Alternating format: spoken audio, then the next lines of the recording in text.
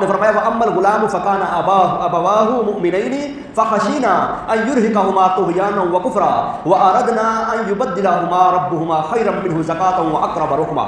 اب یہ گفتگو فرمائی حضرت خضر علیہ السلام نے اس لڑکے کو قتل کرنے کی متعلق کہ میں نے اس لڑکے کو کیوں قتل کیا۔ اب حضرت خضر علیہ السلام فرماتے ہیں وہ جو لڑکا تھا تو اس کے ماں باپ مسلمان تھے، تو ہمیں ڈر ہوا کہ یہ لڑکا انہیں بھی